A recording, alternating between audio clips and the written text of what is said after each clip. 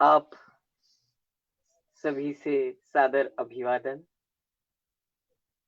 कहानी पार्क सलीला संस्था द्वारा आयोजित की जाने वाली इस वेबिनार की साप्ताहिक कड़ी में हम आज आपका हार्दिक स्वागत करते हैं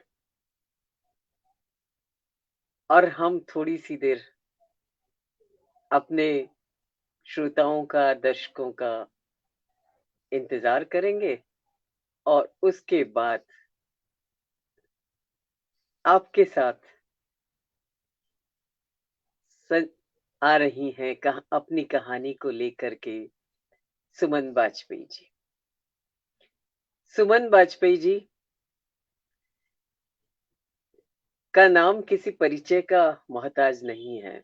आप दिल्ली में रहती हैं और बच्चों के लिए बहुत काम किया है आपने। सीबीटी की आप संपादिका भी रही हैं। कई कहानियां लिखी हैं और कई कहानियों का भाषाई अनुवाद किया है। आप हिंदी और अंग्रेजी दोनों में ही अनुवाद करती हैं। इस सारे कार्यक्रम को प्रस्तुत कर रही हैं रेखा लोढ़ा भीलवाड़ा से।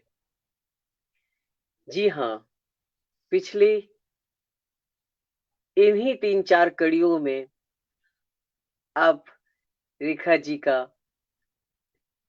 काम देख चुके हैं। उनकी प्रस्तुति का अंदाज, बिट्टू बनकर के बाल सुलभ कहानियों पे प्रश्न करना, उनके उत्तर पाना और फिर वयस्क बन करके कहानियों का एनालिसिस करना। कहानी कला ऐसी क्या कला है कि हमको लोग तो जुड़े हैं, किंतु जब तक मेरे पास चैट नहीं आती है उनकी, तब तक मेरे को पता नहीं चलेगा कि कौन लोग हमारे साथ जुड़ रहे हैं। वीरेंद्र लोढ़ा हमारे बीच आ चुके हैं। आप साहित्यिक आयोजनों में शिरकत करते हैं और साहित्यिक कार्यक्रमों में अपना बहुत बड़ा योगदान देते हैं। सारा मैनेजमेंट आप संभालते हैं। तरुण दादीच जो उदयपुर से हैं और एक जाने माने बाल कहानीकार हैं। आप विज्ञान के शिक्षक रहे हैं और आपकी कहानियों के अंदर विज्ञान का मिश्रण आपको जरूर देखने को मिलेगा। आपकी कई पुस्तकें बाल कहानियों की आई हैं और मुझे याद है कि आपकी जो पहली पुस्तक आई थी उसके लोकार्पण की मैं प्रत्यक्ष दर्शी रही हूँ। उदयपुर की युगधारा ने आपकी उस पुस्तक का लोकार्पण किया था। तो मैं आपसे कह रही थी कि कहानी कला आखिर है क्या। कहानी कला वो कौन सी ऐसी जड़ी बूटी है कि जिसे सुनते सुनते बच्चा बहुत कुछ सीख जाता है। हर बालक को कहानी पसंद है। कहानी उसकी सबसे पसंदीदा विधा है। कहानी के जो किस्सा बयानी होती है, कहानी में जो कल्पना लोक चलता है, कहानी के अंदर जो मुहावरे और शब्दों का उतार चढ़ाव चढ़ता है, वो टकटकी बांध कर कहानी को दत्तचित्त होकर सुनता जाता है और कहानी सुनते सुनते उसे नींद आ जाती है। तो क्या कहानी एक नींद की दवाई भी है क्या? कहानी कोई लोरी भी है क्या? नहीं। होता क्या है प्रक्रिया में कि कहानी सुनते सुनते बच्चे को नींद क्यों आती है? क्योंकि कहानी सुनते सुनते वह इतना एकाग्र हो जाता है, इतना तल्लीन हो जाता है कि उस एकाग्रता में कब उसे नींद आ जाती है इसका पता ही नहीं चलता। और मैं सोच रही हूँ हमारे कार्यक्रम को आरंभ हुए 5 मिनट का वक्त हो चला है, और अब मैं चाहूंगी कि जो माइक है वह हमारी आज की जो प्रस्तुति करता है रेखा लोढ़ा, जो भीलवाड़ा से हैं, वह इस कार्यक्रम का संचालन करें, इस कार्यक्रम को आगे गति दें। और सुमन जी से भी, उनका भी मैं स्वागत करती हूँ कि वह भी इस कार्यक्रम को में आए और कार्यक्रम का आगे बढ़ाएं। हमारे बीच में उदयपुर की इंदिरा जैन आ चुकी हैं। इंदिरा जैन हिंदी की कॉलेज लेक्चरर हैं, और आपके अधीन में कई छात्र जो हैं वो पीएचडी कर रहे हैं। आपने बाल साहित्य में पर भी एक छात्र को पीएचडी कराया है। वो बाल साहित्य से इतना प्रभावित हुई है कि उन्होंने सोच लिया है कि आगे जो भी बच्चे आएंगे मैं उनको बाल साहित्य की ही विषय दूंगी और उस पे पीएचडी कराऊंगी, क्योंकि इसमें अपार संभावनाएं हैं काम की और बहुत सारी सामग्री है। बच्चों को इसमें करने में विद्यार्थियों को आनंद भी आएगा। आप मीरा गर्ल्स कॉलेज की हिंदी विभाग में लेक्चरर हैं। आप कुछ समय सलूम्बर भी रही थी, मेरी अच्छी परिचित हैं और मैं बहुत अच्छे से उनको जानती हूँ। काफी विद्वान हैं वो। हमारे बीच हमारे शोधार्थी हर्षन मेघवाल भी आ गए हैं, जो राजस्थानी की कहानी को लेकर के रिसर्च कर रहे हैं। मैडम इंदिरा जैन के अंडर में पीएचडी कर रहे हैं, और अभी अभी कुछ दिनों पहले ही उनका शिक्षक के रूप में चयन हुआ और वह सरकारी नौकरी में आ गए हैं। आप सभी का यहाँ पर स्वागत करती हूँ, और मैं रेखा जी से कहती हूँ कि आइए हम इस कार्यक्रम को अब आगे बढ़ाएं, गति दें। शारदा कृष्णा भी हमारे साथ जुड़ चुकी हैं, नमस्कार लिख रही हैं, मैं उनको भी नमस्कार करती हूँ। नमस्ते, नमस्ते, शुभ संध्या, गुड इवनिंग, खम्मा गणी। आप सबका कहानी पार्क की सैर सलीला संस्थान द्वारा आयोजित कार्यक्रम में हृदय से स्वागत, अभिनंदन है। एक छोटे से अंतराल के बाद हम फिर हाजिर हैं आपकी अदालत में सुमन वाजपेयी जी की कहानी लेकर। मैं सुमन जी का बहुत बहुत स्वागत करती हूँ। विमला दीदी का बहुत बहुत आभार, जो एक ऐसा सुंदर कार्यक्रम वो आयोजित कर रही हैं। इस कार्यक्रम की अधिष्ठात्री वे ही हैं, उन्हीं की परिकल्पना से ये कार्यक्रम साकार हो रहा है। तो इसके लिए उनका मेरी तरफ से और सभी बाल साहित्यकारों और सभी सुनने वाले बच्चों की तरफ से तहे दिल से शुक्रिया, बहुत बहुत आभार।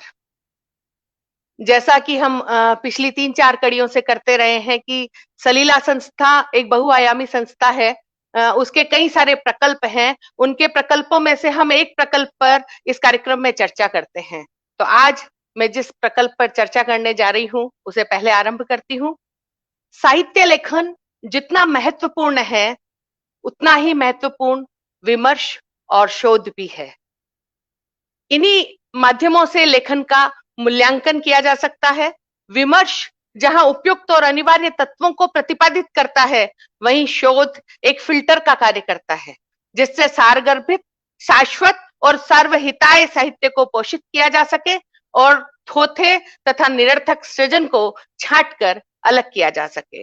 यही शोध रचनाकारों व लेखकों के समक्ष एक कसौटी रखते हैं कि लेखन कैसा होना चाहिए। अब जो नया लिखा जाए वह इन मानकों पर ही लिखा जाना चाहिए। इस दिशा में सलीला संस्था सलूम्बर, जो एक बहुआयामी और बहुउद्देशीय संस्था है, ने एक महत्वपूर्ण भागीदारी की है। प्रतिवर्ष आयोजित होने वाले प्रत्येक राष्ट्रीय आयोजन में किसी महत्वपूर्ण विषय पर विमर्श और शोध पत्रों का प्रस्तुतिकरण किया गया है।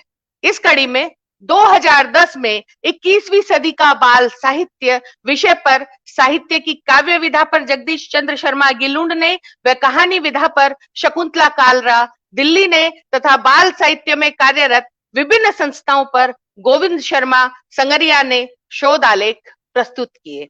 2011 में साहित्य, समाज और हमारा समय विषय को केंद्र में रखते हुए सृजन के सरोकार और किताबों में बचपन विषय पर एनबीटी के उप संपादक पंकज चतुर्वेदी नई दिल्ली, हमारी बाल पत्रिकाएं और बाल साहित्य की चुनौतियां विषय पर बच्चों का देश की संपादक स्मृति शेष कल्पना जैन जयपुर ने तथा मीडिया, समाज और बाल साहित्य विषय पर प्रीति प्रवीण भोपाल ने शोध आलेख प्रस्तुत किए। वर्ष 2012 में जनजाति अंचल का बचपन बाल साहित्य की रचनात्मक भूमिका पर केंद्रित कर शोध पत्र प्रस्तुत हुए। इस क्रम में अंतरजाल का बाल साहित्य एक पड़ताल पर आशा पांडे उदयपुर, बाल साहित्य तब और अब विषय पर अनुजा भट्ट नई दिल्ली व सूचनात्मक बाल साहित्य तलाश नई संभावनाओं की पर डॉक्टर परशुराम शुक्ल भोपाल ने शोध पत्र प्रस्तुत किए। इस अवसर पर बदलते परिवेश में बाल साहित्य का समसामयिक विवेचन भी प्रस्तुत हुआ और बच्चों को बाल फिल्में भी दिखाई गई। वर्ष 2013 में राजस्थान के बाल नाटक डॉक्टर रमेश मयंक चित्तौड़गढ़, हिंदी के श्रेष्ठ बाल नाटक रमेश तेलंग नई दिल्ली और कहानी से नाटक मानस रंजन महापात्र नई दिल्ली ने शोध आलेख प्रस्तुत किए। वर्ष 2014 में आयोजित हुए राष्ट्रीय बाल साहित्यकार सम्मेलन का केंद्रीय विषय था आधी आबादी का हिंदी बाल साहित्य लेखन, जिस पर बीज वक्तव्य डॉक्टर प्रभा पंत हलद्वानी ने दिया। गढ़ती है बचपन कविता के संग पर शोध आलेख डॉक्टर अनुश्री राठौड़ उदयपुर ने प्रस्तुत किया।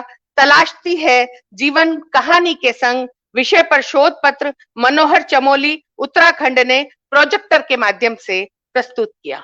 वर्ष 2015 में कैसा हो आज के हाईटेक युग का बाल साहित्य विषय पर शोध पत्र मनोहर चमोली उत्तराखंड द्वारा प्रस्तुत किया गया। कैसा है अन्य भारतीय भाषाओं का बाल साहित्य विषय पर रजनीकांत शुक्ल गाजियाबाद द्वारा वार्ता प्रस्तुत की गई। वर्ष 2016 में बाल साहित्य के पात्रों का बाजार एक विवेचन रजनीकांत शुक्ल द्वारा प्रस्तुत किया गया। वर्ष 2017 में टीवी कार्टून धारावाहिक हिंदी बाल साहित्य और बच्चे डॉक्टर शील कौशिक सिरसा द्वारा प्रस्तुत हुआ। साहिर के गीतों में बालक फिल्मी गीतों के लेखन को लेकर इस विषय पर रजनीकांत शुक्ल द्वारा वार्ता प्रस्तुत की गई। वर्ष 2018 का केंद्रीय विषय बाल साहित्य में यात्रा वृत्तांत राष्ट्रीय एकता का बेहतरीन प्रकल्प, जिस पर डॉक्टर विमला भंडारी जी ने अपनी बात रखी। बाल साहित्य अनुवाद प्रगाढ़ होते मैत्री संबंध पर राजकुमार जैन राजन अकोला ने अपना शोध पत्र प्रस्तुत किया। एनबीटी के संचालन में द्विजेंद्र कुमार के साथ बाल साहित्यकारों की यात्रा वृत्तांत लेखन कार्यशाला भी संपन्न हुई। वर्ष 2019 का विषय समकालीन बाल साहित्य की पुस्तकें और बदलता पाठक था। इस पर देवपुत्र के संपादक डॉक्टर विकास दवे इंदौर ने अपना वक्तव्य दिया।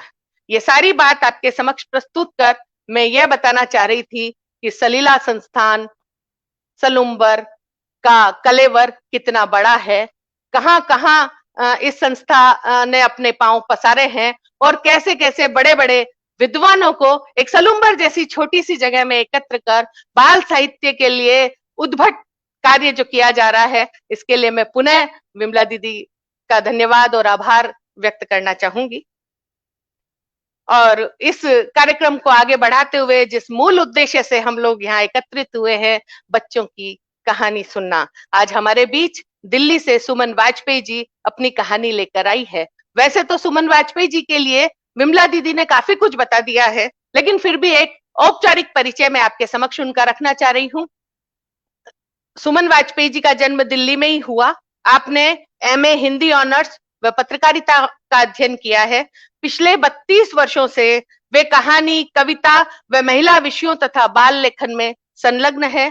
खाली कलश, ठोस धरती का विश्वास, अग्निदान, एक सपने का सच होना, पीले झूमर और फोटो फ्रेम में कैद हंसी नामक कहानी संग्रह समेत 700 से अधिक कहानियां व कविताएं, 1000 से अधिक लेख विभिन्न पत्र पत्रिकाओं में प्रकाशित हो चुके हैं। इन आंकड़ों से यह साबित होता है कि आपकी ऊर्जा, आपका श्रम और आप जो बाल साहित्य के लिए कर रही हैं, वाकई कितना विस्तृत और बड़ा एक कलेवर रखता है। हिंदी व अंग्रेजी भाषा दोनों भाषाओं में आप लेखन करती हैं। 160 से अधिक पुस्तकों का अंग्रेजी से हिंदी में अनुवाद किया है। पेरेंटिंग पर भी आपकी 2 किताबें प्रकाशित है। बाल साहित्य का शायद एक मूल कहना चाहिए कि वो पेरेंटिंग, पेरेंट्स सीखे, अभिभावक सीखे कि बच्चों की परवरिश कैसे हो। तो ये महत्वपूर्ण काम भी सुमन वाजपेयी जी कर रही हैं। इन्होंने पेरेंटिंग पर 2 किताबें लिखी हैं, अपने बच्चे को विजेता बनाए तथा सफल अभिभावक कैसे बने। अन्य पुस्तकें जैसे मलाला हूं मैं, Indian business women, Indira Priyadarshini, Nagaland की लोक कथाएं भी प्रकाशित हो चुकी है। लोक कथाओं पर 2 पुस्तकें आपकी अभी प्रकाशनाधीन हैं। आप स्वतंत्र पत्रकारिता व लेखन करती हैं। आप पर्यटन पर भी लेखन करती हैं। स्टोरी राइटिंग और क्रिएटिव राइटिंग वर्कशॉप व मेंटरशिप प्रोग्राम भी करती हैं। इसके साथ ही साथ आप, चूंकि आपने पत्रकारिता का अध्ययन भी किया है, तो आप कई पत्रिकाओं और पुस्तकों की संपादक भी है। उसमें मुख्य रूप से हिंदी विभाग की चिल्ड्रंस बुक ट्रस्ट की आप पूर्व संपादक रह चुकी हैं, पूर्व असिस्टेंट एडिटर जागरण सखी की रह चुकी हैं, पूर्व एसोसिएट एडिटर मेरी संगनी और पूर्व associate editor 4th D women. ये था हमारी सुमन जी का, प्यारी प्यारी सुमन जी का प्यारा प्यारा छोटा सा परिचय। और कुछ हम उनसे ही उनके बारे में जाने, तो मैं छोटे छोटे 2-3 प्रश्न तो नहीं कहूंगी, मेरी अपनी जिज्ञासाएं मैं उनके समक्ष रख रही हूँ।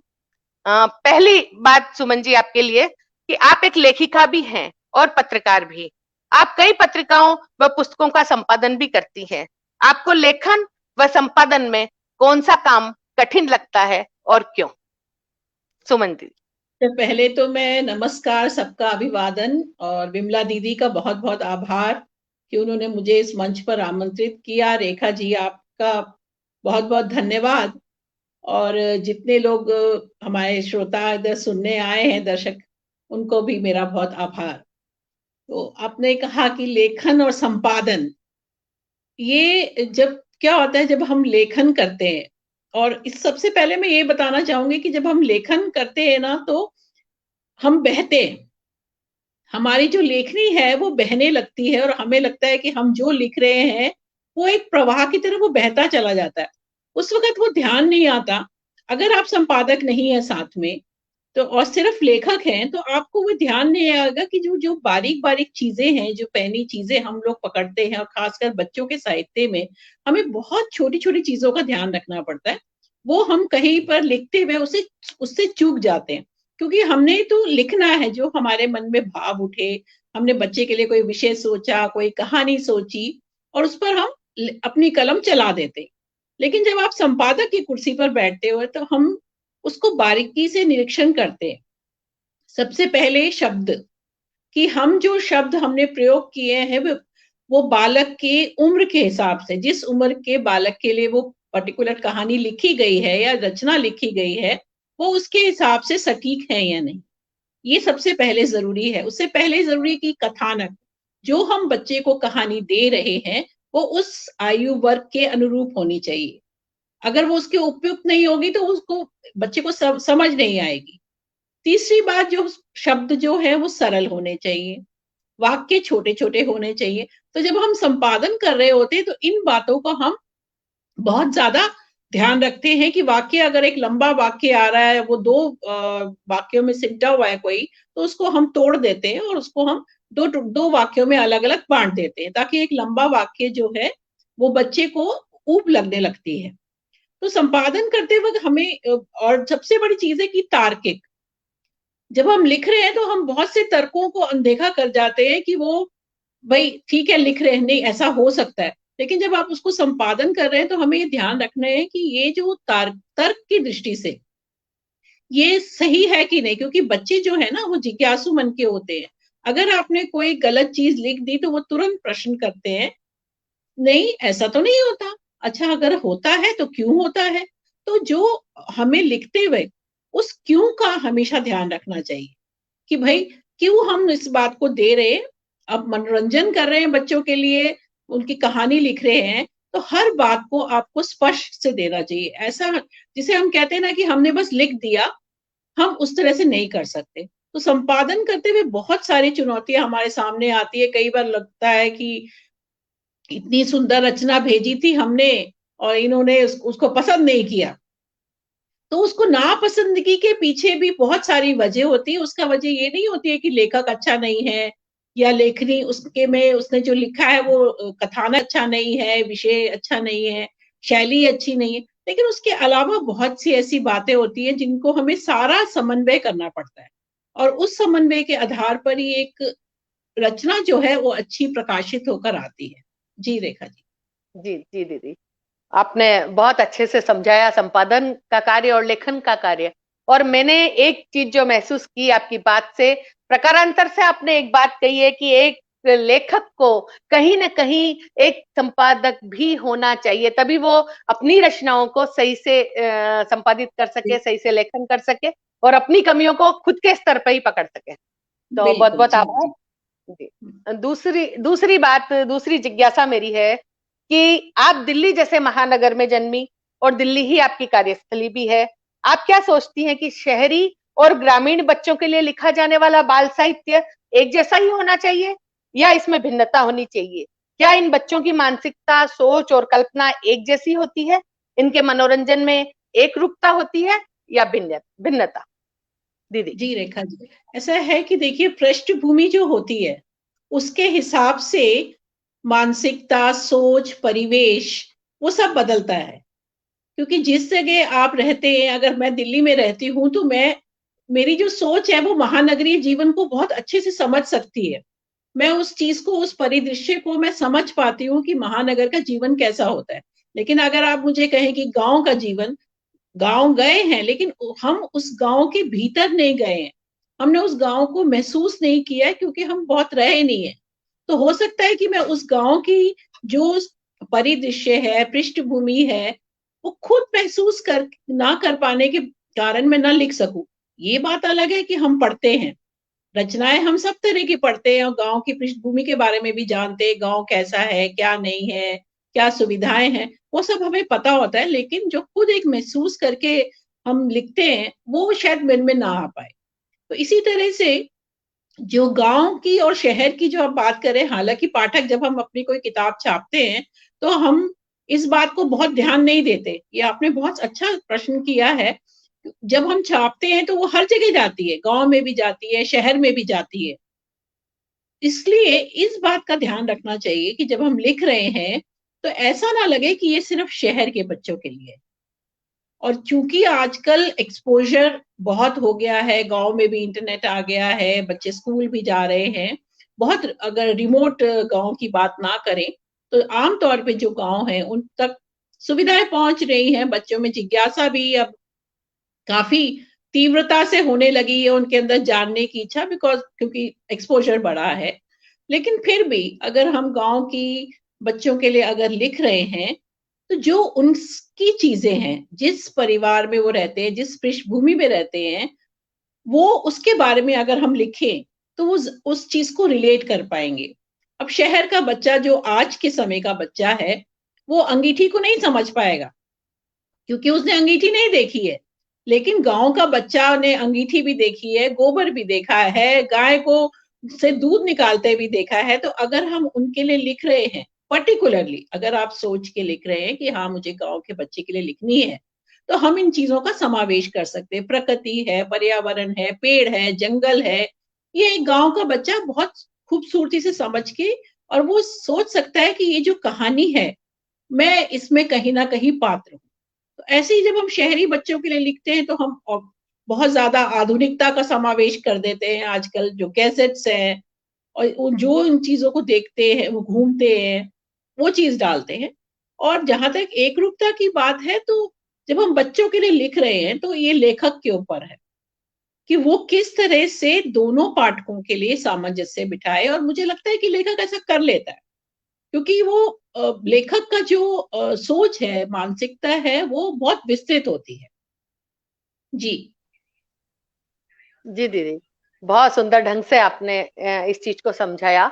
और एक चीज जो आपके इस सारी बात से निकल के आती है कि हम किसी भी परिवेश के लिए लिख रहे हैं तो उसे हमें बहुत नजदीक से जानना जरूरी होता है, तभी हम प्रामाणिक रूप से लिख पाते हैं और हमारी बात उतनी असरदार भी होती है। नहीं तो पढ़ी पढ़ाई या सुनी सुनाई बातें या गूगल पर हम कुछ चीजें देख कर लिखेंगे तो उसमें वो प्रामाणिकता नहीं होगी। और हर बाल साहित्य लेखक को ग्रामीण और शहरी बच्चों को ध्यान में रखते हुए अपने लेखन में सामंजस्य बिठाना चाहिए। बहुत अच्छी बात आपने कही। और एक अंतिम बात आपसे पूछना चाहूंगी दीदी, किसी भी कृति का अनुवाद करने और मौलिक लेखन करने में क्या विशेष अंतर होते हैं, और अनुवाद करने में किन चुनौतियों का सामना करना पड़ता है? क्योंकि आप एक बहुत अच्छी अनुवादक है और 160 तो आपने अंग्रेजी की किताबें हिंदी में अनुवादित की हैं और कई सारी हिंदी की किताबें भी आपने अंग्रेजी में अनुवादित की है, तो आप इस चीज को बहुत अच्छे से समझती हैं, इस चीज को जीती हैं, तो आप बहुत अच्छे से बता पाएंगे सुमन दीदी। ऐसा है रेखा जी, जो अनुवाद का, सबसे पहले तो मैं आपको बताऊं, बहुत से लोग मुझे कह देते हैं कि अनुवाद क्या है, ये तो बहुत आसान काम है, क्या करना है, आपने भाषा का ही तो उसको रूपांतर करना है। तो मैं बताना चाहूंगी कि अनुवाद जो है मौलिक लेखन से भी ज्यादा दुरूह कार्य है। उसकी एक, क्योंकि इसका एक अपना विस्तृत क्षेत्र है, विस्तृत इसकी अपनी परिभाषा है और इसकी विस्तृत पहचान है। अनुवाद, चूंकि अनुवाद से क्या होता है कि आपको किसी भी भाषा का, अन्य भाषा के बारे में, उसकी संस्कृति, उसका लोकाचार, वहां का परिवेश, सोच, मानसिकता, संस्कृति के बारे में जानने का अवसर मिलता है। तो ये भी उतना ही जरूरी है, जितना मौलिक लेखन में हमें मेहनत करनी पड़ती है, उतनी ही मेहनत हमें अनुवाद के लिए करनी पड़ती है, क्योंकि यह अपनी एक पहचान रखता है अनुवाद का क्षेत्र। और चूंकि मुझे लगता है वयस्कों से ज्यादा बच्चों की किताबों में का अनुवाद करने में ज्यादा एक चुनौतीपूर्ण काम है, क्योंकि आप जब वयस्कों के लिए लिखते हैं तो कुछ आप स्वच्छंद रह सकते हैं, आप शब्दों का इस्तेमाल कर सकते हैं, भावनाओं का अतिरेक उसमें हो सकता है। और मतलब हमारे पास एक छूट होती है थोड़ी सी कि अगर हमने वयस्कों को कुछ जटिल शब्द भी दे दिए तो उसके लिए मुश्किल नहीं होगा। लेकिन जब हम बच्चों के लिए लिख रहे होते हैं, बच्चों की अनुवाद करते हैं, तो हमें शब्द बहुत सरल होने चाहिए, उनके अनुरूप होने चाहिए। और सबसे बड़ी बात है कि जब हम अनुवाद कर रहे हैं तो उसमें अनुवादक कोई और है, लेखक कोई और है, और जो उस लेखक की जो भावनाएं हैं, अनुभूतियां हैं, और जो वो कहना चाहता है, वो जो भी संप्रेषित करना चाहता है, उसको हमें समझना बहुत जरूरी होता है। क्योंकि हम मौलिक लेखन में तो क्या होता है, हमारी भावनाएं हैं, हम क्या कहना चाह रहे हैं हमें मालूम है, हम जो कहना चाहते हैं, जो देना चाहते हैं, वो हमें बहुत स्पष्टता से पता होता है। लेकिन अनुवादक क्या कहना चाहता है, देखिए अर्थ के अनर्थ भी हो जाते हैं। अगर आपने उसकी बात को नहीं समझा कि वो क्या संप्रेषित करना चाह रहा है, तो अर्थ के अनर्थ हो जाते हैं और जो आपने लिखा है उसका वो गलत, उसका मायने हो जाते। तो बच्चों के लिए अनुवाद करते हुए इन चीजों का बहुत हमें ध्यान रखना पड़ता है कि वो जो ऑथर, जो मूल लेखक है, वो क्या कहना चाहता है। दूसरी बात है कि जब हम अनुवाद करते हैं तो सबसे पहले जरूरी ये होता है कि हम अगर वो किसी और भाषा की है तो उस वहां की संस्कृति कैसी है, वहां का किस तरह की परिवेश है, जो बोली है, अगर वहां का बोली कैसी है, वहां का पहनावा कैसा है, वहां के लोग कैसे हैं, उनका रहन सहन कैसा है, इसके बारे में थोड़ा सा हमें रिसर्च करना बहुत जरूरी होता है। क्योंकि अगर हमें उनके बारे में ज्ञान ही नहीं होगा, हमें पता ही नहीं होगा, तो आप सिर्फ ऐसे ही आपने पढ़ा और पढ़ के आप उसको अनुवाद में आप जस्टिफाई नहीं कर पाएंगे कि आपने सही अनुवाद किया है। क्योंकि देखिए, तो मेरा क्या होता है कि जब मैं अनुवाद करती हूँ तो सबसे पहले मैं पूरी किताब को पढ़ती हूँ। पूरी किताब पढ़ने से क्या होता है कि मुझे बहुत क्लैरिटी हो जाती है कि वो क्या वास्तव में कहना चाहता है। और सबसे बड़ी बात है कि हमें वर्ड टू वर्ड अनुवाद नहीं करना चाहिए, ना हमें उसका सार देना चाहिए कि हमने एक पैराग्राफ उठाया, लोग सोचते हैं कि एक पैराग्राफ उठाइए, उसका जिस्ट निकालिए और उसको अनुवाद के रूप में परोस दीजिए, तो वो एक बहुत बड़ी गलत, मतलब जिसे हम कहते हैं कि गलत सोच है। और दूसरी बात जो सबसे बड़ी ये है कि जो व्यस्त साहित्य में आप शब्दों के साथ खेल सकते हैं, जैसे कि मैंने आपसे पहले भी कहा, और उतार चढ़ाव, भावों की जो अभिव्यक्ति का जो उतार चढ़ाव होता है, उसमें हमारे पास काफी व्यापक एक स्कोप होता है कि हम दे सकें। लेकिन बच्चों के लिए में हमें बहुत ज्यादा हम जिसे बोलते हैं ना कि हम छूट नहीं ले सकते कि हाँ भाई हमने जो दे दिया, क्योंकि उसकी वजह ये है कि बच्चों की जो सोच होती है उसका एकाग्रता का दायरा बहुत छोटा होता है। तो हमें जो भी हम उसको दे रहे हैं वो इतना स्पष्ट होना चाहिए कि वो उबे नहीं। तो चाहे वो मौलिक लेखन में हो या अनुवाद में हो, वो हम उसको उस बात का हमें बहुत ज्यादा ध्यान देना चाहिए। और यही एक और चीज है कि वो किस पृष्ठभूमि में लिखी हुई है उसके बारे में हमें बहुत सुंदर तरीके से, बेहतर तरीके से जानना चाहिए। और आजकल तो देखिए गूगल है, तो हम गूगल पे जाकर उस जगह के बारे में, उस स्थान के बारे में या किसी चीज के बारे में हम जानकारी ले सकते हैं। जैसे कि क्रिकेट पे एक किताब मैंने अभी की थी, तो मैं खेल प्रेमी नहीं हूँ और खेल के बारे में बहुत जानकारी नहीं है मुझे, तो मैंने उसको स्टडी किया। तो उसको स्टडी करने के बाद मेरे को समझ आया कि मेरे को छोटी सी किताब थी, पिक्चर बुक है, कि भाई उसको कैसे अनुवाद करना है, और फिर वो मतलब सुंदर बन गई वो। तो हमें उस चीज को अनुवाद करते हुए इन सब चीजों को बहुत वो है, क्योंकि मूल भाषा अलग है और हम दूसरी भाषा में रूपांतरित कर रहे हैं।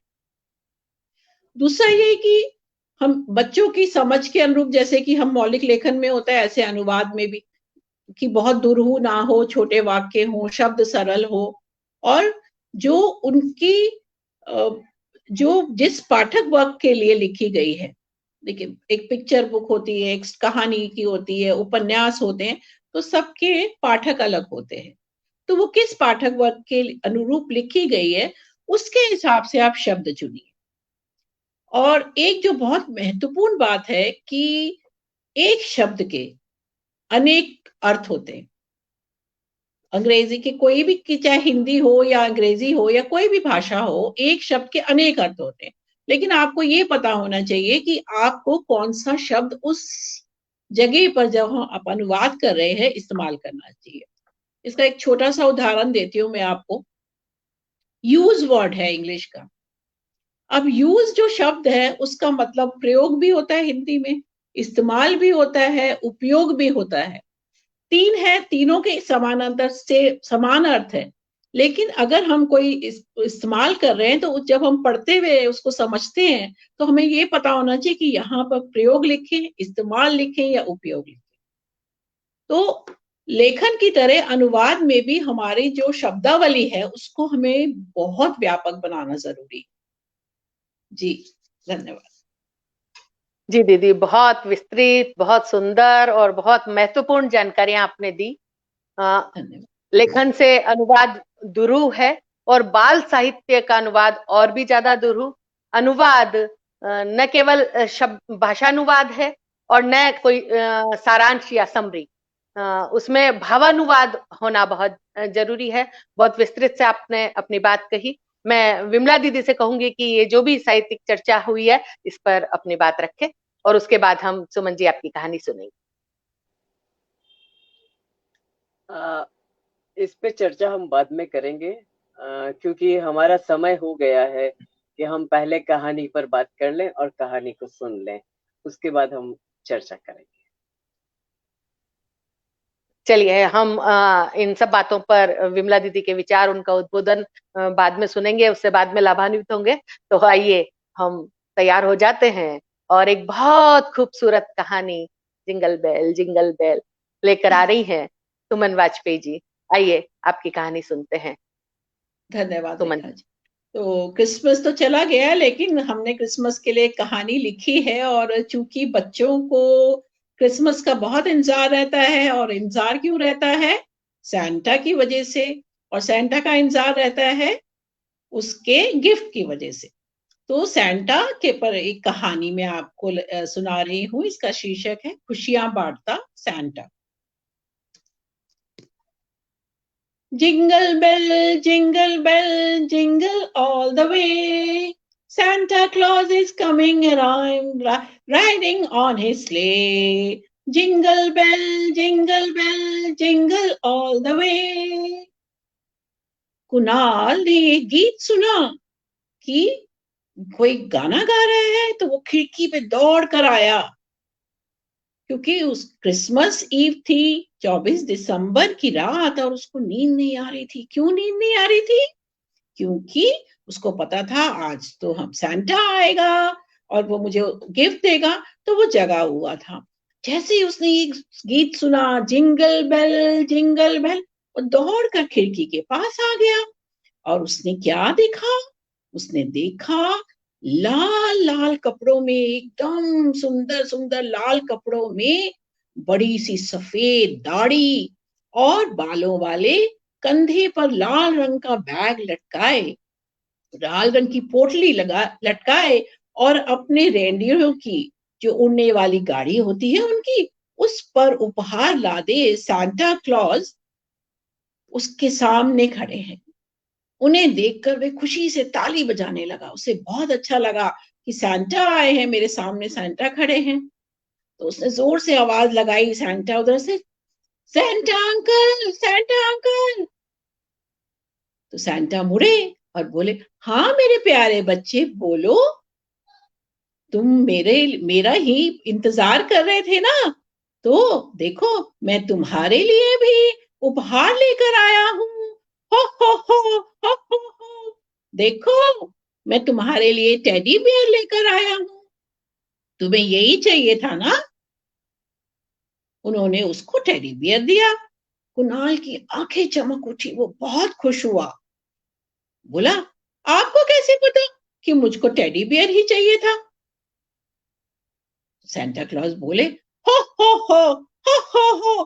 मैं सेंटा ऐसे ही बोलते हैं ना, तो ऐसे ही बोले वो, हो। मुझे पता है कि तुम्हें यही चाहिए था। जानते हो, मैं सब बच्चों के बारे में जानता हूँ, मुझे पता होता है कि इस बच्चे को क्या चाहिए। मेरे जो ये रेंडियर है ना, उन पर मैं एक मैजिक डस्ट डालता हूँ, तो वो उड़ के कोने कोने में जाते हैं और पता लगाते हैं कि किस बच्चे को क्या चाहिए, और फिर वही सारे उपहार इस गाड़ी में भर के ले आते हैं। और जब जानते हो बच्चों को अपना मनपसंद उपहार मिलता है तो क्या होता है? जैसे तुम खुश हुए हो, ऐसे वो भी खुश होते हैं।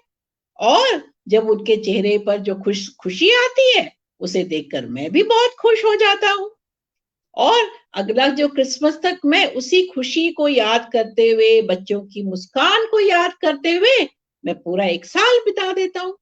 अच्छा, अब चलता हूँ। हो। अभी मुझे बहुत जगह जाना है। अभी मुझे बहुत सारे, देखो, उपहार बांटने हैं। अभी मेरी पूरी गाड़ी भरी हुई है। ओहो सेंटा अंकल, फिर तो आप थक जाते होगे ना? आपको इतने सारे बच्चों को गिफ्ट जो देने पड़ते हैं, कितना दूर दूर जाना पड़ता है। हाँ, लेकिन मुझे अच्छा लगता है बच्चों को उपहार बांटना। हो। चलता हूँ मैं। रुकिए ना सेंटा अंकल, रुकिए ना। मैं, अच्छा, बोलो, क्या तुम मेरी मदद करोगे मेरे प्यारे बच्चे? हाँ, मैं आपकी मदद तो करना चाहता हूँ अंकल, पर सुबह होने से पहले मुझे वापस आना होगा, वरना मम्मी पापा परेशान हो जाएंगे। हो हो। चलो चलो, हम सुबह होने से पहले वापस आ जाएंगे। दोनों चल दिए, और दोनों आगे धीरे धीरे आगे बढ़ने लगे। सैंटा गाड़ी भी बीच बीच में कुणाल चलाने लगा। कुणाल और सैंटा सड़क को पार कर जिस घर के सामने सबसे पहले पहुंचे, तो क्या हुआ, वहां से अंदर से एक बच्चे के रोने की आवाज आ रही थी। बहुत रो रहा था वो, बहुत रो रहा था। और उसके पापा उसको समझा रहे थे, सॉरी बेटा, सॉरी, इस बार हम तुम्हारे लिए कोई उपहार नहीं लेकर आ पाए। ये कोविड महामारी की वजह से मेरी नौकरी चली गई है। रात मैं कुछ नहीं दिला पाया, पर मैं वादा करता हूँ अगली बार, अगले साल में तुम्हें कुछ दिलाऊंगा, जरूर लेकर आऊंगा तुम्हारे लिए। अब बहुत रात हो गई है बच्चे, अब तुम सो जाओ। लेकिन बच्चा रोता ही जा रहा है, नहीं नहीं मुझे गिफ्ट चाहिए, मुझे गिफ्ट चाहिए। सेंटा ने क्या किया फिर? सेंटा ने हल्के से खिड़की पे खट खट खट खट की उसकी खिड़की पे, और वहां पर ब्लॉक्स का एक प्यारा सा डब्बा रख दिया। बच्चे ब्लॉक्स बनाते हैं ना, सुंदर सुंदर उससे चीजें बनाते हैं, घर, बिल्डिंग, बहुत सी बढ़िया बढ़िया चीजें ब्लॉक्स से बनाते हैं। फिर सेंटा ने उसको ब्लॉक्स रख दिया, वापस फिर खिड़की पे खटखट की, फिर गाने लगे, jingle bells jingles all the way. तो बच्चे ने जब गाना सुना तो उसने रोना बंद कर दिया। वो फट से भागा खिड़की की ओर, खट खट खट की आवाज सुन के। बोला, खुशी से बोला, सेंटा क्लॉज आया है, सेंटा क्लॉज आया है, मेरे लिए गिफ्ट लाया होगा। कहकर उसने खिड़की खोली और ब्लॉक्स का डिब्बा देख वो नाचने लगा, खुशी से नाचने लगा। अब मैं सुंदर सुंदर चीजें बना सकता हूं, वह बोला। कुणाल ने देखा कि उसके आंसू चमकते सितारे बन गए थे और उसके चेहरे पर चटक रंगों में झिलमिला रहे थे। वे और आगे बढ़े। सड़क जहां खत्म होती थी वहां एक झोपड़ी थी। बाहर एकदम अंधेरा था, अंदर एक दिया जल रहा था। सेंटा अंकल, इनके तो घर में अंधेरा है। कुणाल उदास हो गया था। ठीक है, इन्हें रोशनी दे देते हैं, सेंटा बोले। और तभी झोपड़ी में रोशनी की झालरें टंग गई, बाहर भी जगमगाहट फैल गई। अंदर बैठे बच्चों को खाने के पैकेट, फल और टोकरा और ये बिस्कुट दे दो। उन्होंने कुणाल से कहा, 2 दिन से इन बच्चों ने कुछ नहीं खाया है, इसलिए इन्हें नींद भी नहीं आ रही है। बच्चे झटपट से, जैसे उनको चीजें दी कुणाल ने, वो झटपट से उसे खाने लगे। उन्हें देख कुणाल सोचने लगा, मम्मी को मैं कितना तंग करता हूँ खाने के लिए, और कितनी चीजें तो मैं प्लेट में ही छोड़ देता हूँ। चॉकलेट, आइसक्रीम आदि खाता हूँ, आदि फेंक देता हूँ। उसने खुद से बोला, अब से मैं आगे से चीजों को बर्बाद नहीं करूंगा। वे फिर और आगे बढ़े, धीरे धीरे वो लोग आगे बढ़ते जा रहे थे। सेंटा किसी के घर के बाहर, तो कभी किसी के बगीचे में, किसी की छत पर, तो कभी बच्चे के खिलौने के पास उपहार रख देते। कुणाल देख रहा था कि उन्हें पता है कि उपहार कहाँ रखना होगा, क्योंकि सेंटा बोले, मैं चाहता हूं कि जब बच्चे सुबह उठे तो सबसे पहले उनकी नजर उन चीजों पे पड़े जो उन्हें चाहिए। तो सोचो उन्हें कितनी खुशी होगी। हो ho ho ho ho ho ho ho हो। चलते चलते वो एक बड़ी सी नीली सी कोठी के सामने पहुंचे। बाहर पोर्च में बहुत सारी गाड़ियां खड़ी थी, अंदर पार्टी चल रही थी, खूब सारे लोग नाच रहे थे। और फिर तो सेंटा ने देखा तो वो कोठी के पिछले हिस्से में चले गए। वहां एक कमरा था, उसके सामने जाकर खड़े हो गए। दरवाजा खुला था। पर्दा सरका कर भीतर झांका। कुणाल ने देखा, क्या है? बहुत बड़ा कमरा था, बहुत सुंदर सुंदर खिलौने थे, खूब सुंदर सुंदर फर्नीचर था, और दीवारों पर महंगी पेंटिंग लगी थी। और एक बड़े से बेड पर एक बहुत प्यारी सी गुड़िया सी बच्ची बैठी थी। बहुत उदास थी वो, बहुत गुमसुम सी वो बैठी हुई थी। तभी उसके जो घर में उसकी जो मेड थी, काम करने वाली, आई। वो बोली, अब सो जाओ बेबी, बहुत देर हो गई है और मुझे बहुत काम है, मेहमान है बाहर, मुझे उनकी देखभाल करनी है। कुणाल ने देखा तो उसने पूछा, सेंटा अंकल, ये इतनी उदास क्यों है? इसके पास तो ढेर सारा सामान है, इसे तो खिलौनों की भी जरूरत नहीं है, इसे कोई उपहार भी देने की जरूरत नहीं है, इसे क्या करना कहो? तो सेंटा ने ये सुना तो उनको बोले, बच्चे, इसे मुझे हंसी देनी होगी और खूब सारे दोस्त, ये बहुत अकेली है। उन्होंने प्यार से कुणाल के सिर पर हाथ फेरा तो उसे लगा कि अंदर से खुशियां फुलझड़ी बनकर झिलमिला रही हैं। और तब उसने क्या देखा? उसने देखा कि रंग बिरंगी पोशाकों में परियों ने उस लड़की को घेर लिया है और वह प्यारी सी गुड़िया सी लड़की हंसने लगी, खिलखिलाने लगी। कुणाल सोचने लगा, मेरे मम्मी पापा मेरा कितना ख्याल रखते हैं, मैं कभी अकेला भी नहीं छोड़ते, फिर भी मैं कितनी जिद करता हूँ। फिर उसने तय किया कि मैं अपने मम्मी पापा की सब बात मानूंगा। उपहार बढ़ते गए, गाड़ी खाली होती गई।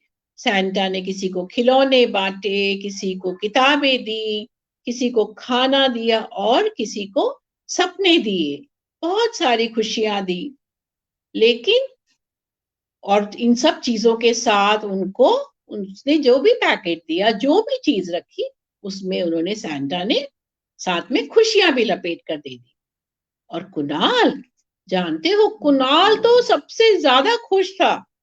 उसे पता था कि यह उसका सबसे अच्छा क्रिसमस होने वाला है। आखिर वह भी तो नन्हा सैंटा है, वह भी खूब सारी खुशियां बांटेगा। धन्यवाद।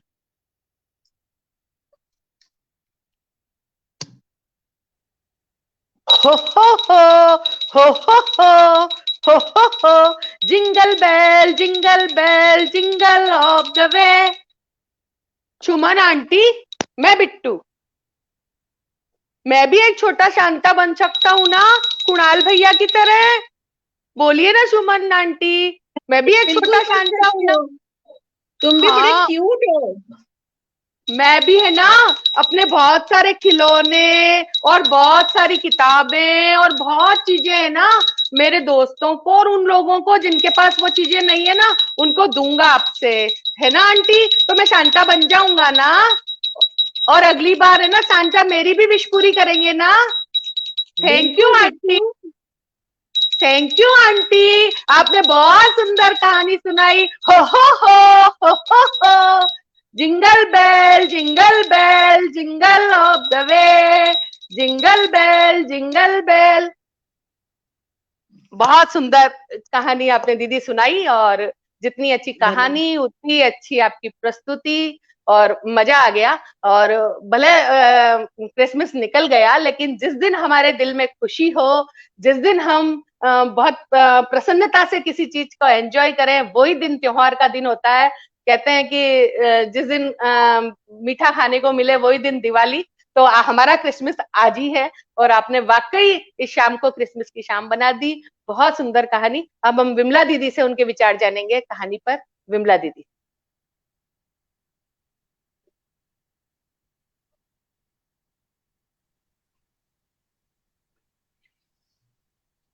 वाकई में कहानी सुनकर सुनते सुनते मैं खुद भी ऐसी खो गई थी। सबसे बढ़िया तो था, मैं ये कहूंगी कि आपकी प्रस्तुति बहुत अच्छी थी, और पहली बार मैंने आपको इस तरह की प्रस्तुति में देखा। और जो आपका आवाज का उतार चढ़ाव था, चेहरे के हाव भाव थे, मैं एक एक बात को नोट कर रही थी, मॉनिटर कर रही थी और देख रही थी। ज्यादातर जो हमारे कमेंट बॉक्स में कमेंट्स आए हैं, उन लोगों ने आपकी कहानी को बहुत पसंद किया है और प्रस्तुति को भी पसंद किया है। और जिस तरह से हर एक धर्म अपने त्योहार मनाता है, और चूंकि हमारा देश तो वैसे भी धर्मनिरपेक्ष देश है, और हम सब तरह के हम समभाव से सारे त्योहारों को हंसी खुशी से मनाते हैं, और यही सारा संदेश तो ये कहानी दे ही रही थी। और चूंकि क्रिसमस चला गया और साल में एक बार ही आता है क्रिसमस, और उस अवसर पे हम किन्हीं कारणों की वजह से इस कहानी को नहीं कर पाए, तो अभी लिया है ताकि जब हम क्लासिफिकेशन करें या वर्गीकरण करें, तो त्योहारों की इस कड़ी में क्रिसमस का त्योहार भी जुड़े। इसी तरह से आने वाले समय में हमको अन्य पर्व, राखी, दीपावली, होली और या जो भी पर्व हैं, उन पर हमको कहानियां सुनने को मिलेंगी। तो अब विभिन्न रचनाकार आएंगे अपनी अपनी रचनाओं को, और कई वर्गी के अंतर्गत कई कहानियां हमको सुनने मिलेगी। फिलहाल तो सुमन जी की जो कहानी थी, कि सभी के मन में एक मिथकीय धारणा है कि जो कहानी सांता है वो बच्चों के लिए उपहार लेकर के आता है। बच्चे भी आयु वर्ग के तो अलग अलग होते ही हैं, किंतु आर्थिक स्थिति से भी, माता पिता की आर्थिक स्थिति से भी वह अलग अलग तरह के होते हैं। स्वास्थ्य की दृष्टि से कई बच्चे बीमार होते हैं और कई बच्चे तंदुरुस्त होते हैं। जो बिस्तर में रहते हैं वो कुछ उदास से बच्चे होते हैं। जो श्रमिक बच्चे हैं वो फटेहाली में तो होते ही हैं, अभाव में जीते हैं, तो निसंदेह उनके सपने भी छोटे होते हैं। और जो बच्चे मध्यम क्लास के हैं, जिनके माता पिता उनकी सारी ख्वाहिशों को पूरा नहीं कर सकते हैं, तो वो लोग सपने बड़े बड़े देखते हैं। तो इस तरह से कई बच्चों को रिप्रेजेंट करती हैं इस तरह की स्थितियां कि उपहार कैसे दिया जाए और कैसे लिया जाए। बच्चों को एक संप्रेषण मिलता है कि अगर कोई उदास है आपके आसपास, किसी वजह से कोई बच्चा, कोई व्यक्ति उदास है, तो वो उदास ना रहे। त्योहारों पे हम खुशियां मिल बांट करके उस उन खुशियों को मिले बांटे और सभी खुश हो जाए। इस तरह के भाव लेते हुए आपकी कहानी चलती रही। और जो रिदम थी जिंगल बेल वाली, वो तो कान में अभी तक गूंज रही है। और बहुत बढ़िया प्रस्तुति, बहुत बढ़िया कहानी। और जो इन्होंने रेखा जी ने जो क्वेश्चन पूछा बिट्टू बन करके, और जो बात कही, आपका भी जो अंदाज रहता है वो बहुत अच्छा रहता है प्रस्तुति का। ये भी मन को लुभा रहा था। मैं इस कार्यक्रम की चाहे संयोजिका हूँ, किंतु मैं इतना दत्तचित्त हो जाती हूँ, क्या पता मेरे भीतर भी एक बालिका रहती है। तो वो सुनते सुनते इतना दत्तचित्त हो जाती है कि जो सैद्धांतिक पक्ष की जो चर्चा करनी होती है ना, उसके लिए मुझे थोड़ा सा वक्त चाहिए होता है। और बहुत अच्छा है कि मैं अपनी बात एक ही बार में कहूँ, तो इसीलिए मैं चाहती थी हमारे जो श्रोता हैं वो खास तौर से कहानी का इंतजार कर रहे हैं, क्योंकि हमने काफी साक्षात्कार के दौरान कहानी कला पर बात कर चुके थे। और कहानी सुनना उस समय आधा समय गुजर चुका था हमारा, तो बहुत लाजमी हो गया था। बहुत सारे अच्छे कमेंट्स के साथ में एक कमेंट और पढ़ना चाहूंगी कि पंकज चतुर्वेदी, जो कि एनबीटी के संपादक हैं, उनका एक कमेंट आया था कि ये कहानी नहीं है। और मैंने उसको हाईलाइट भी किया था अपने इसमें। मैं उस कमेंट को फिर से दिखाना चाहूंगी। एक मिनट, अगर वो मेरी स्क्रीन पे आता है तो आपके मैं आ उस रहा हो तो मैं कमेंट बोल को, हाँ हाँ, मेरे इसमें आ रहा है तो मैं उसको दिखा देती हूँ। क्योंकि उनका कहना कई मायनों में महत्वपूर्ण होता है। और ऐसी प्रक्रिया हम उनकी बातों को सुनते हैं बहुत धैर्य से और समझने की कोशिश करते हैं। और मतलब क्रमशः हम अपने आप में उन बातों को लेकर के कुछ सुधार भी लाते हैं। उन्होंने लिखा था कि बहुत अधिक नाटकीय कहानी ये नहीं। पंकज जी, मैं आपकी इस बात का एक जवाब देना चाहती हूँ कि जो कहानी सुनाना भी एक कला है।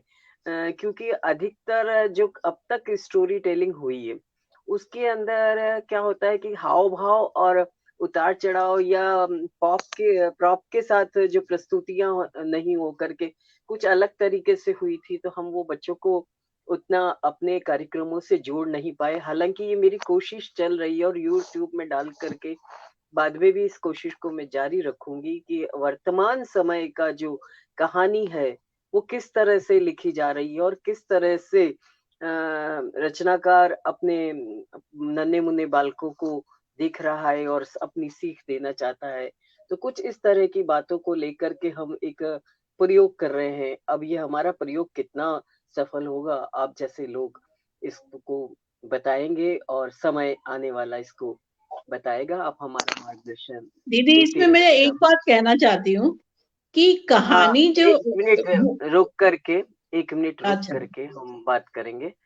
मैं एक जो और कमेंट हमारे बीच में आया है कि असली Santa Claus, Nicholas Santa Claus बाट जो है संसार, आपकी जरूरत नहीं उपहारों की जो बेवजह सजाते हैं। कुछ एक नकारात्मक और कुछ एक विचारधारा के अंतर्गत ये कमेंट दिया गया है, और मैं नहीं सोचती कि हमें इस पर अभी कोई चर्चा करनी चाहिए, क्योंकि त्योहार त्योहार है, हमारी नजर में कहानी कहानी है, और हर हर संप्रदाय के, हर वर्ग के बच्चों के लिए हम कहानी लेकर के आते हैं। तो यहाँ हमें इस कमेंट को लेकर के मैं कोई जवाब नहीं देना चाहूंगी। और भी हमारे साथ जो लोग जुड़े हैं बाद में, बलदाऊ राम साहू, और उन्होंने भी इसे अच्छी कहानी कहा है। ओम प्रकाश जी क्षत्रिय ने भी अच्छी कहा है। नीलम राकेश जो कह रहे थे कि मतलब उनका नीलम राकेश कह रही हैं कि उनका नेटवर्क बराबर काम नहीं कर रहा है, इसलिए वो देख नहीं पा रही हैं। रजनीकांत शुक्ल ने भी कहानी को बढ़िया कहा है। तो मैं अपनी बात को यहीं विराम देती हूँ, समय गुजरता जा रहा है, और कुछ अंतिम बात जो है रेखा जी अपनी कहें। और जरूरी नहीं है कि हम किसी बात का, जैसा अभी सुमन जी कुछ बोलना चाहती थी, पर जरूरी नहीं है कि हम हर बात का यहाँ पर कोई उत्तर दें, क्योंकि हम जिस उद्देश्य को लेकर के यहाँ चले हैं, वर्तमान के लेखन को बटोरना, कि किस तरह से पूरे हिंदी साहित्य जगत के अंदर पूरे भारत में रचनाकार किस तरह से काम कर रहे हैं, उनके काम को उजागर करना, और उसमें हर तरह का, हर स्तर का काम भी आएगा। कोशिश तो ये रहेगी हम बेहतर को चुने, फिर भी हर तरह का काम हमें देखना होगा। तो हम जरूरी नहीं है कि हम हर बात का उसमें जवाब दें। और मैं कहूंगी कि रेखा जी जो है वो अपना आगे का संचालन संभालें। जी, बहुत बहुत आभार दीदी, आपने बहुत अच्छी बात कही। हर व्यक्ति के अपने अलग अलग विचार होते हैं। कहानी की सफलता तो वही साबित हो जाती है जब विमला दीदी जैसी वरिष्ठ साहित्यकार कहानी में डूब जाती है। वो कहती है कि मैं बस कहानी के साथ ही बहने लगी थी, तो सुमन जी कहानी तो आपकी वहीं सफल हो गई। और कोई भी कहानी या कोई भी बात किसी के भी मन में, किसी एक बच्चे के भी मन में अगर ये भाव उत्पन्न करने की क्षमता रखती है कि वो शांता की तरह, जैसा जैसा भी शांता हमने अपनी कहानी में लिया है, और कोई के लिए कोई भी शांता कैसा भी हो सकता है, हमारी कहानी का जो शांता है, जो बच्चों को खुशियां देता है, वो उस शांता की तरह अगर वो बच्चा, एक एक बच्चा भी अपने मन में ये भाव पैदा कर ले कि मैं अपने आसपास किसी एक भी व्यक्ति के दुख को खुशी में बदल सकूं या उसकी आवश्यकता पूरी कर सकूं, तो मेरे हिसाब में उससे अच्छी कोई कहानी हो नहीं सकती। तो उस दृष्टिकोण से सुमन जी आपकी कहानी बहुत अच्छी लगी, और बहुत अच्छी आपकी प्रस्तुति विमला दीदी ने बताया। मैं तो मतलब शायद कोई ये वीडियो देखेगा तो ऐसा लगेगा मैं तो गर्दन यूं यूं ही कर रही हूँ आपकी कहानी के साथ। मतलब जैसे जैसे डोलते हैं ना, एक प्रवाह, एक अगर बहती हुई नदी में गिर जाए तो कैसे पानी के साथ हिचकोले खाते हैं, आपकी कहानी और आपकी प्रस्तुति के साथ हम ऐसे ही हिचकोले खा रहे थे। ऐसी ही सुंदर सुंदर कहानियां हम आपके समक्ष लाते रहेंगे।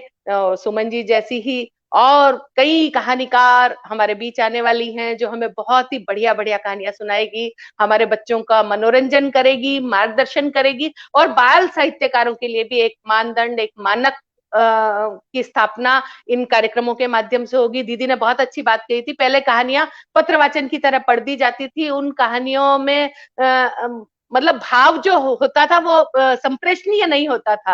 मतलब अगर आपके मन का भाव मेरे मन तक ना पहुंचे तो फिर क्या कहानी सुनी।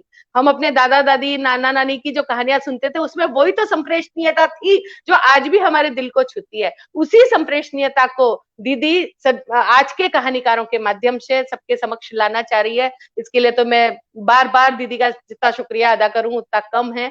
और वाकई ये एक बहुत बढ़िया काम हो रहा है, एक ऐतिहासिक काम हो रहा है। आज नहीं, आज के 8-10 साल बाद जब इन कार्यक्रमों की चर्चा की जाएगी तो एक मतलब प्रामाणिकता के लिए एक स्तंभ के रूप में इन कार्यक्रमों को याद किया जाएगा, लोगों उदाहरण दिए जाएंगे, लोगों के सामने प्रस्तुत किए जाएंगे और बार बार सुने जाएंगे। ऐसी मुझे मतलब मेरी इच्छा भी है और ऐसी संभावना 100% है, ऐसा मेरा विश्वास भी है। और इसी के साथ एक छोटी सी घोषणा दीदी ने नहीं की, मैं कर देती हूँ। अब से हमारा कार्यक्रम शनिवार की जगह सोमवार शाम 8 बजे हुआ करेगा। तो अगले सोमवार को हम सब फिर मिलते हैं एक नई कहानी के साथ, एक नए तेवर के साथ। अगले सोमवार मतलब ये नहीं, जो अगला शनिवार आने वाला 15 और 7, 21, 22, 23 जनवरी को जो सोमवार रहेगा, उस दिन हमारी कहानी की प्रस्तुति होगी। और कहानीकार कौन होगा वो तो अभी मैं भी नहीं जानती, वो दीदी बताएंगी किस कहानीकार की कहानी वो सुनाने वाली है। तो हम फिर आपके समक्ष उपस्थित। मैं फिर से आज बता ही देती हूँ, उस वक्त के हमारे कहानीकार होंगे रजनीकांत शुक्ल, जो गाजियाबाद से हैं और बहुत अच्छे रचनाकार हैं। अगले हमारे जो कहानी लेकर के आएंगे रजनीकांत शुक्ल लेकर के आएंगे। तो रजनीकांत शुक्ल जी की कहानी का हम बेसब्री से इंतजार करेंगे अगले सोमवार तक। और बहुत सुंदर कहानी के लिए सुमन जी का फिर बहुत बहुत आभार, बहुत बहुत धन्यवाद। आज मैं और एक बात बता देती हूँ कि कार्यक्रम समापन होने से पहले कि आज रजनीकांत जी का जन्मदिन भी है। और मैंने उनको बधाई देते हुए कह दिया कि अगला किरदार आप ही को निभाना है इस वेब सीरीज का, और वह आएंगे। सुमन जी आज हमारे अल्प अनुरोध पर आई, इतनी बढ़िया कहानी सुनाई। सुमन जी का बहुत बहुत आभार, आप सभी का बहुत शुक्रिया। रेखा जी का अच्छी प्रस्तुति के लिए, रोचक तरीके से बातों को रखने के लिए बहुत बहुत शुक्रिया, आभार आप सभी का। सभी हमारे जो दर्शक जुड़े उन सभी का आभार। और मैं सोचती हूँ कि अब हमें विदा लेनी चाहिए। अभी तक कमेंट्स आ रहे हैं, उन कमेंट्स को मैं दिखा देती हूँ कि कौन कौन से कमेंट्स आ रहे हैं।